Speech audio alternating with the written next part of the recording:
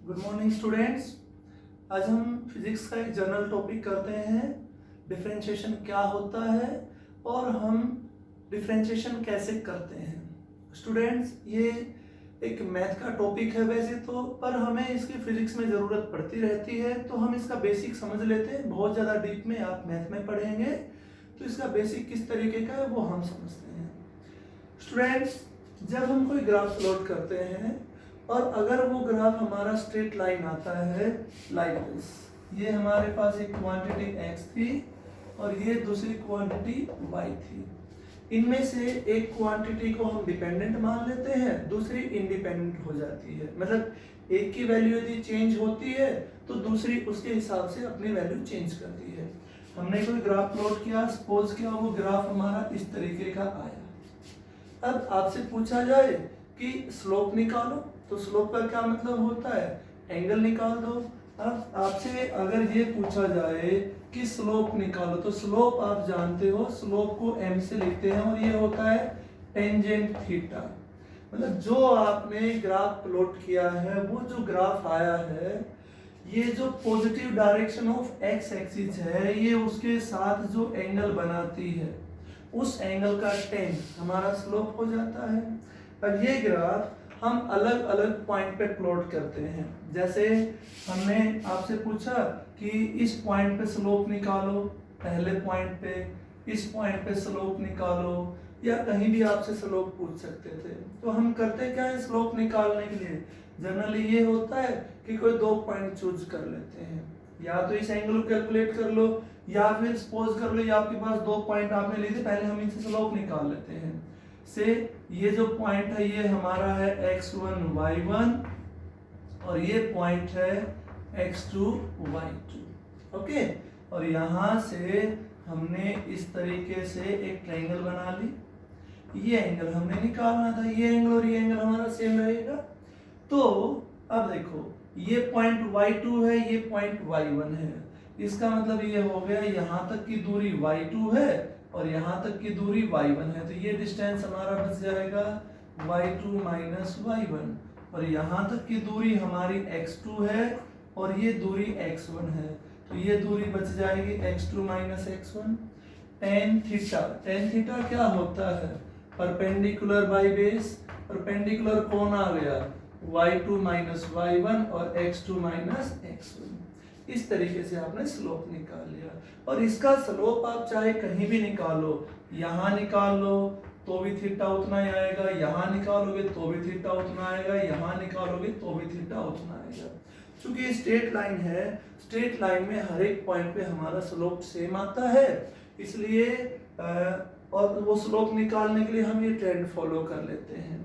लेकिन एक प्रॉब्लम आती है, जब क्योंकि हम जो टॉपिक कर रहे हैं वो डिफरेंशिएशन, और डिफरेंशिएशन समझने के लिए हम एक ऐसा केस लेते हैं जहाँ पे हमारा स्लोप वेरिएबल था। यानी कि इस ग्राफ को यदि मैं ऐसा ना बना के मेरे पास ऐसा ग्राफ होता, से this is x axis and this is y axis, और मैंने जो ग्राफ प्लॉट किया वो ग्राफ मेरा इस तरीके से आ गया लाइक दिस। अब देखो, it is a curvy shape graph, एक पर्टिकुलर शेप आ गई है। अब मैं आपसे कहूं कि इसका स्लोप निकालो, तो इसका स्लोप इस पॉइंट पे निकालो। इस पॉइंट का मतलब क्या हो गया, यहाँ पे एंगल कितना बन रहा है x एक्सिस के साथ, यहाँ, या तो इसके लिए आप क्या करोगे, ये देखो, ये एंगल निकालो, यहाँ पे स्लोप निकालना है, ये एंगल निकालेंगे, यहाँ पे स्लोप निकालना है, ये एंगल निकालेंगे।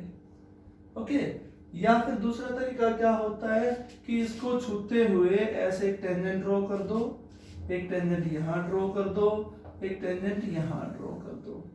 अब हम एक चीज समझ रहे हैं कि ये जो वैल्यू है से θ1, ये जो वैल्यू है θ2 और ये जो वैल्यू है θ3, ये जो मेरे एंगल आए हैं मैंने अलग अलग नाम इसीलिए दिया है क्योंकि तीनों एंगल्स की वैल्यू मेरे पास अलग अलग आ गई। ऐसे केस में हम स्लोप कैसे निकालेंगे, क्योंकि हमें स्लोप निकालने के एंगल निकालना था, एंगल हमारा हर जगह अलग अलग आ रहा है। अब हम क्या करेंगे, अब हम इस ग्राफ पे कुछ इस तरीके से समझेंगे। ये देखो, मैं दोबारा इस ग्राफ को प्लॉट करता हूँ। ये मेरे पास x एक्सिस थी और ये मेरे पास y एक्सिस थी, और ये हमारे पास था वो कर्वी शेप ग्राफ। इसका यदि मुझे स्लोप निकालना है, अगर मैं ऐसा कर लेता, ये पहला पॉइंट ले लेता और ये दूसरा पॉइंट ले लेता, से दिस इज x1 y1 और दिस इज x2 y2, तो मैं यहाँ पे ऐसे ट्रायंगल बना लेता, ये थीटा हो गया। तो ये वैल्यू आप निकाल दोगे y2 माइनस y1 और ये वैल्यू आप निकाल दोगे x2 माइनस x1। लेकिन एक प्रॉब्लम आ गई, ध्यान से देखो, ये डिस्टेंस तो अगर आप इसको छूते हुए टेंजेंट खींचते हो या इस पॉइंट को इस पॉइंट से मिलाते हो, ये देखो, अब ये आपकी लाइन को इंटरसेक्ट कर रहा है, मतलब जो हम स्लोप निकालेंगे वो हमारा सही नहीं आएगा, तो फिर हम स्लोप कैसे निकालें? अब ऐसे केस में स्लोप निकालने का तरीका ये है कि इस 2 नंबर वाले पॉइंट को 1 नंबर वाले पॉइंट के बिल्कुल पास ले आओ, bring to very close to point 1 like this.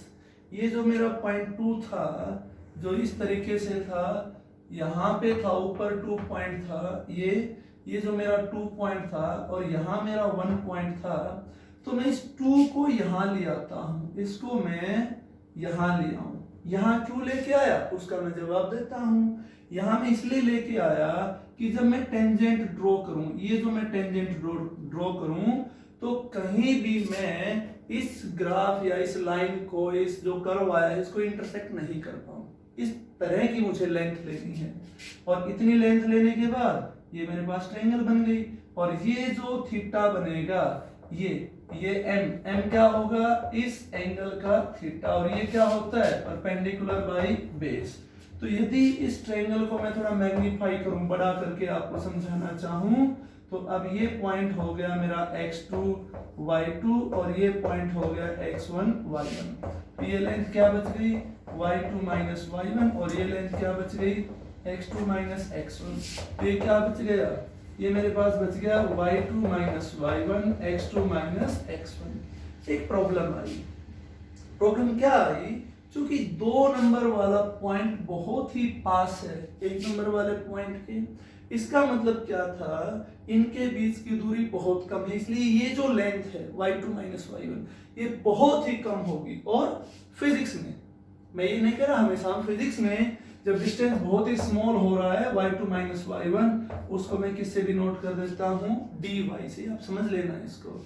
और ये जो डिस्टेंस था इसको मैं डिनोट कर देता हूँ x से, और ये जो क्वांटिटी बन गई dy बाई dx। यहाँ समझने वाली बात क्या है कि dx या dy दोनों ही अप्रोच कर रहे हैं 0 को, मतलब ये वैल्यू बहुत बहुत ही कम है, 0 नहीं है।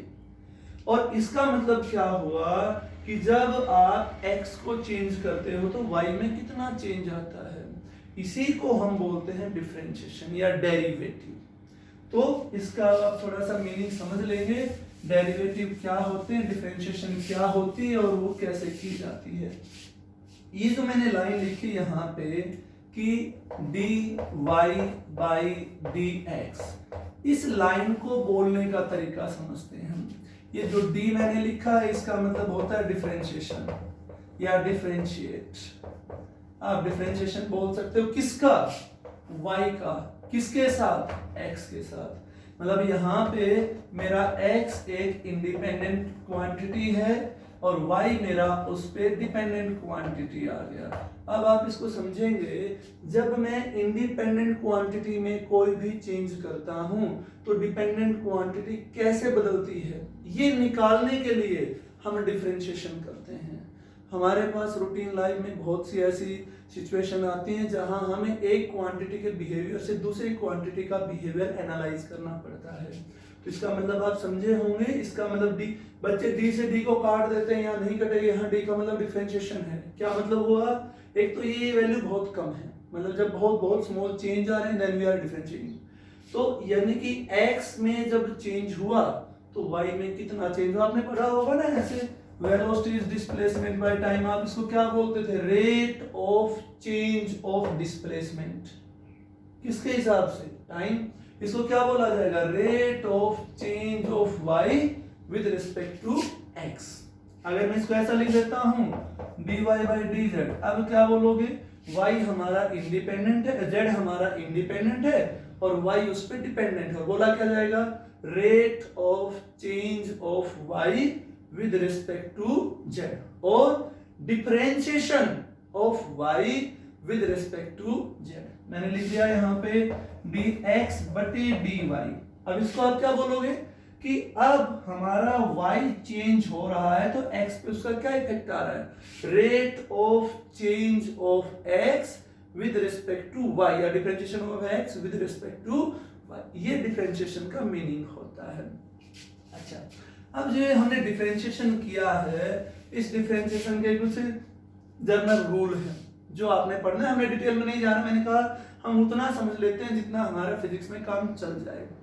तो देखो, जब आप काइनेटिक्स पढ़ेंगे, स्पीड वेलोसिटी के ग्राफ वगैरह करेंगे तो इसकी हमें बहुत ज्यादा बार जरूरत पड़ेगी। डिफरेंशिएशन करो इसका, उसके साथ छोटे छोटे पॉइंट पे हमें स्लोप निकालना पड़े, मतलब ग्राफिकली जब स्मॉल स्लोप निकाले, पर्टिकुलर पॉइंट पे जो स्लोप निकाले, उस स्लोप को ही हम डिफरेंशिएशन या डेरिवेटिव बोलते हैं। जो बातें आपने याद रखनी है, रूल हैं, आपने वो समझने हैं। जो पहला पॉइंट है वो ये है कि जब भी आप डिफरेंशिएशन करते हो किसी भी क्वांटिटी का किसी के भी रिस्पेक्ट, सपोज कर लो मैंने आपको डिफरेंशिएशन का मतलब बताया और मैं किसी कांस्टेंट क्वांटिटी का डिफरेंशिएशन करता हूं। अभी आप समझ लेना, कांस्टेंट क्वांटिटी का डिफरेंशिएशन करता हूं तो कांस्टेंट क्वांटिटी, पहले तो इसको हम लिखने का तरीका समझ लेते हैं कि जो रूल हैं हमारे डिफरेंशिएशन के वो क्या क्या है। तो वो आप समझ लें। पहला रूल तो ये है कि अगर आपके पास कोई कांस्टेंट क्वांटिटी है, अगर वो क्वांटिटी कांस्टेंट है तो उसका जो डिफरेंशिएशन होगा वो हमारा रहेगा जीरो। मतलब कांस्टेंट क्वांटिटी, अब क्यों जीरो होगा इसको जरा समझते हैं। देखो, मैंने लिख दिया y is equal to 6, okay, very simple, एक कांस्टेंट है। अब यदि मैं इसका ग्राफ प्लॉट करता हूं, ये x एक्सिस है और ये y एक्सिस है, 1 2 3 4 5 6, तो 6 के केस में मेरे पास ये लाइन आ रही। आप मुझे बताओ कि इसका कोई स्लोप बना? नहीं बना, because it does not have any perpendicular. इसका स्लोप ही नहीं बना। m किसके बराबर होता है? tan थीटा, और एंगल बन ही नहीं रहा, tan 0। tan 0 की वैल्यू क्या होती है? 0। तो इसका स्लोप ही नहीं बना। और अभी हमने इस ग्राफ में ये समझा था, ये जो स्लोप आता है किसी भी पॉइंट का, इस स्लोप को ही हम डिफरेंशिएशन नाम देते हैं। तो कांस्टेंट क्वांटिटी का जो डिफरेंशिएशन होता है वो हमारे पास जीरो होता है। यानी कि आपसे ऐसे लिख के दे दिया जाए y इज इक्वल टू 7 और कहा जाए कि differentiate it with respect to x, तो आप लिखो तो ऐसे कि इसको dy बाई dx, पर क्योंकि ये x है ही नहीं इसमें, तो आंसर आपका आ जाएगा जीरो। दूसरा रूल हमारे पास क्या है कि यदि आपको पावर दे रखी हो इस तरीके से कि y is equal to 7x square, इस तरीके से वैल्यू दे रखी हो, ठीक है, या आपको सिंपली ऐसे दे रखा हो y is equal to x square, तो आप क्या करोगे? तो इसको लिखोगे dy बाई dx, मतलब क्या हुआ? Rate of change of y with respect to x या differentiation of y with respect to x। अब इसको ध्यान से समझ लेना, जब भी यहाँ पे पावर होंगी इस तरीके से और आपने डिफरेंशिएशन करना है तो पावर आगे आ जाएंगी और पावर में से एक कम हो जाएगा। एग्जांपल से हम समझ लेते हैं, y is equal to x square, तो dy बाई dx क्या बनेगा? 2 आगे आएगा और पावर में एक कम हो जाएगा, ये बचेगा 2x की power 1, you can write it as 2x। Okay, आपके पास प्रॉब्लम आ जाए y is equal to x की पावर 3 बाई 2, इसको सोल्व करो तो इसको लिखा कैसे जाएगा? dy बाई dx, 3 बाई 2 आगे आ जाएगा, x की पावर इसमें से आप एक कम कर दोगे, जो बचेगा आप उसको लिख दोगे। ओके, उसके बाद जो तीसरा रूल है डिफरेंशिएशन का वो क्या है? तीसरा रूल ये है, आपको दो क्वांटिटी दे रखी हैं और दोनों प्लस में हैं। जैसे एक क्वांटिटी u है और दूसरी क्वांटिटी v है और आपने दोनों का ही डिफरेंशिएशन करना है इस तरीके से, तो आप इसको सिंपली ऐसे लिखोगे, पहले का differentiation with respect to x, फिर दूसरे का differentiation with respect to x। Minus था तो माइनस ले देते, लेकिन आप जैसे फॉर एग्जांपल आपसे मैंने ऐसे दे दिया कि भाई y is equal to 5x² plus 6x, इसका डिफरेंशिएशन करो किसके रिस्पेक्ट x, तो y को क्या लिखेंगे dy बाई dx, तो क्या होगा पहले इसका डिफरेंशिएशन कर दो, 2 आगे आएगा, 5 से मल्टीप्लाई होगा 10x, इसकी पावर 1 आगे आएगी, 6, 1 माइनस 1, 1 माइनस 1 0, किसी की भी पावर 0 होता है 1, इतना बच जाएगा। ओके, अब अगर दो आपको प्रोडक्ट में दे रखे हो, मतलब इस तरीके से dy dx of u into में v, ऐसा हो तो क्या करोगे, अब आपको दो क्वांटिटी प्रोडक्ट में दे दी, तो अब क्या करोगे, पहले तो करोगे पहले का डिफरेंशिएशन, दूसरा एज इट इज, ठीक है, फिर दूसरा पहला एज इट इज, दूसरे का डिफरेंशिएशन। ओके, मतलब जब दो क्वांटिटी प्रोडक्ट में है तो पहले वाले का डिफरेंशिएशन करना है, दूसरे को एज इट इज रखना है, फिर दूसरे वाले को डिफरेंशिएट करना है, पहले को एज इट इज रखना है। जैसे हम एक एग्जांपल लेते हैं कि y है x² प्लस 2x और ये है 3x4 प्लस 2x²। अब इसको हम u सपोज कर लें, इसको सपोज कर लें v, डिफरेंशिएशन करना है तो इसको लिखेंगे dy बाई dx और पहले वाले का डिफरेंशिएशन, तो 2 की पावर आगे आएगी 2x, एक कम करोगे एक ऐसे रहेगी, इसकी पावर 1 आगे आएगी, 2 से मल्टीप्लाई, 1 में से 1 गया 0, x की पावर 0 1, ये डिफरेंशिएशन हो गया और दूसरे वाला एज इट इज लिखा जाएगा, प्लस दूसरे वाले का डिफरेंशिएशन, पहला एज इट इज, पहला क्या था आपका ये था, इसको आपने एज इट इज लिख दिया और दूसरे वाले का डिफरेंशिएशन 4 को आगे करोगे तो 12x पावर 1 कम हो जाएगी और प्लस 2 को आगे लेके आओगे 4x, इसको हम सिंपलीफाई कर लेंगे। अगर हमारे पास दो क्वांटिटी हैं और वो प्रोडक्ट में की बजाय इसमें डिवीजन में दे रखे हैं इस तरीके से dy dx of u by v, अब हम क्या करेंगे, तो इसके लिए है नीचे वाली क्वांटिटी एज इट इज, ऊपर वाली का डिफरेंशिएशन प्लस ऊपर वाली एज इट इज, नीचे वाली का डिफरेंशिएशन और डिवीजन में आ जाएगा v का स्क्वायर। ये क्वेश्चन आएंगे तब मैं आपको बताऊंगा। इसके बाद एक रूल आता है चेन रूल, हम सिर्फ वो पढ़ रहे हैं जिससे हमारा काम सोल्व हो जाए। चेन रूल क्या होता है, कई बार ऐसा होता है, अभी तक जो मैं प्रॉब्लम कर रहा था उसमें क्या था कि वो इन्हीं दो क्वांटिटी पे डिपेंड करता था डायरेक्टली, पर अब ऐसा हो जाए कि भाई y डिपेंड करता है x पे, तो यहां से आप लोग निकाल सकते हो dy बाई dx, और x डिपेंड करता है t पे, तो यहां से क्या निकाल सकते हो dx बाई dt। आपसे पूछ क्या लिया कि भाई dy बाई dt निकालो, इट इज वेरी इंटरेस्टिंग। पहली क्वांटिटी दूसरी पे डिपेंड करती थी, तो पहली का दूसरी बदलेगी तो पहली बदलेगी, अच्छा दूसरी तीसरी पे डिपेंड करती थी, मतलब तीसरी बदलेगी तो दूसरी बदलेगी। अब पहली तीसरी के बदलने से कैसे बदलेगी, y डिपेंड करता था x और x डिपेंड करता था t पे, तो t बदलेगा x बदल जाएगा, x बदलेगा y बदलेगा, पर तुमसे पूछा क्या है कि t बदलने से y पे क्या इफेक्ट होगा dy बाई dt। इसमें हम क्या करेंगे, इस टाइप के केस को हम ऐसे लिख सकते हैं, देखो dy अपनी तरफ से मैं dx से मल्टीप्लाई कर दूं, dx से डिवाइड कर दूं, कोई फर्क पड़ेगा क्या, नहीं पड़ेगा, सिंपल है। इसका इसके साथ जो रेट है उसको इससे हम मल्टीप्लाई कर देंगे। इसके अलावा कुछ ट्रिग्नोमेट्री के क्वेश्चंस मिलेंगे, वो ट्रिग्नोमेट्री के जो रेशियो हैं उनके डिफरेंशिएशन आपको याद करने पड़ेंगे, वो प्लस 2 में मैथ में आएंगे, पर जिनकी हमें जरूरत पड़ती हो मैं बता देता हूँ। dy dx of sin x, तो ये हो जाएगा cos of x, याद करना पड़ेगा आपको, ये dy dx of cos of x, ये हो जाएगा माइनस sin x। कहीं आपको इस तरीके से डिफरेंशिएशन करना पड़े तो ये हो जाएगा। एक और इंटरेस्टिंग बात है यहाँ पे आपने ध्यान रखनी है कि अगर आपसे ऐसे दे दिया जाए कि y बराबर है sin 5x और कहा जाए differentiate it with respect to x, तो लिखोगे कैसे, dy बाई डी एक्स, और साइन का आपने यहां से सीधा सीधा लिख देना है cos ऑफ 5x इनटू में, अब जो ये थीटा जो एंगल बच गया इसका अलग से डिफरेंशिएशन आपको करना है।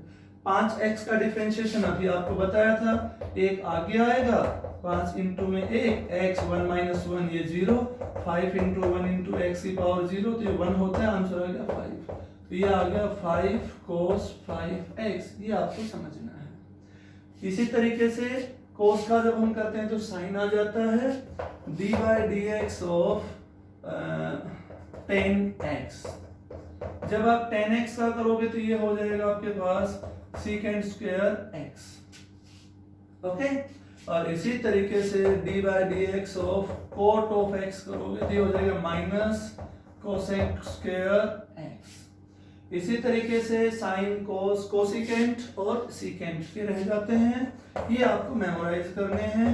सीकेंट x का होता है सीकेंट x 10x, और dy dx of cosecant x का होता है minus cosecant x cot x, ये आपने मेमोराइज करने हैं। इसके बाद में हमारे पास कुछ क्वेश्चंस हैं, वो हम स्टडी करते हैं, फिर प्रैक्टिस से आपको पता चल जाएगा। देखो हम कुछ क्वेश्चंस की प्रैक्टिस करते हैं, हमने बहुत ज़्यादा डीप में नहीं जाना है, हमने वो काम करना है जिससे हमें बेसिकली इसको यूज करना आ जाए। तो डिफरेंशिएशन का मतलब हम ये समझ सकते हैं, जब हमारा स्लोप हर जगह वेरिएबल था तो किसी भी पॉइंट पे जो स्लोप आता था वो स्लोप ही हमारा डिफरेंशिएशन था। जैसे कुछ सवालों की हम प्रैक्टिस करते हैं, जैसे हमसे क्वेश्चन दे रखा है y is equal to x की पावर 5 और आपने निकालना है dy बाई dx। इसका मतलब क्या हुआ, x बदलेगा तो y में कितना बदलाव आएगा, यानी कि differentiation of y with respect to x। ये पावर में है, आप ध्यान देंगे पावर है वो कहाँ आ जाएगी, आगे, और पावर में से एक हम कम कर देंगे तो ये आपका आ गया आंसर। ओके, नेक्स्ट हम क्वेश्चन करते हैं y is equal to, simple सी प्रॉब्लम है, x टू पावर 10। अब यहाँ समस्या आ गई, क्या करें, तो पहले हम इसको सही तरीके से लिख लेते हैं। अब देखो इसको क्या लिखोगे, dy बाई dx, पावर आपकी आगे आ गई और पावर में से एक माइनस हो गया, और ये देख लेना माइनस 10x माइनस 11, और ये आपका पॉजिटिव पावर करोगे नीचे आ जाएगी तो x की पावर 11, ये आपका आंसर आ गया। इसी तरीके से अगर हम कोई और क्वेश्चन देखें, y is equal to 1 by root x, इसका कैसे निकालोगे आप, तो इसको आप क्या लिख सकते हो, x की पावर 1 बाई 2, ऊपर जाएगा x की पावर माइनस 1 बाई 2। अब डिफरेंशिएशन का क्या मतलब होता है, पावर है उसको आगे ले आओ, माइनस 1 बाई 2 आगे आ गया, पावर में से एक कम कर दो, बच गया, उसको हम लिख देंगे। ओके, ऐसे अभी सवाल है हमारे पास y is equal to 3x2 plus 2x। अब इसमें दो हैं और दोनों प्लस में हैं, तो दोनों का बारी बारी कर देंगे।